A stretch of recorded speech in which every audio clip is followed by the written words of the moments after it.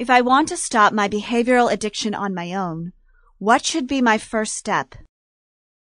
The answer lies in the addiction itself. What is it all about?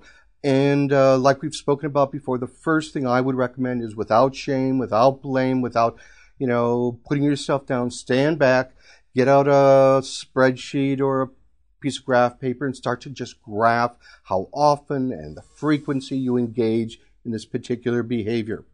Beyond that, there's a substantial amount that you might do.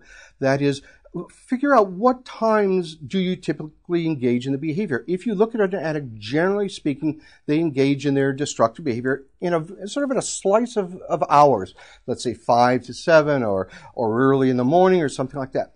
Those are the hours that the body has been taught, sort of like muscle memory, to go and to engage in these sort of behaviors. And the individual should try to find activities that are inconsistent with the destructive addictive behavior. Another sort of strategy. They may go to the self-help book section at their local library or bookstore. They might go on the internet and try to get some basic knowledge about what might be going on and try to, they can consult a professional, a psychologist, a physician who's specializing in addiction. And let's just be frank, most physicians have no idea about addictions. They have a very pessimistic view on being able to cure an addiction. So you need to seek out someone who really knows something about it, and don't be sort of duped that just because they have the name addiction specialist, they know anything other than one set of or one philosophy of addiction recovery.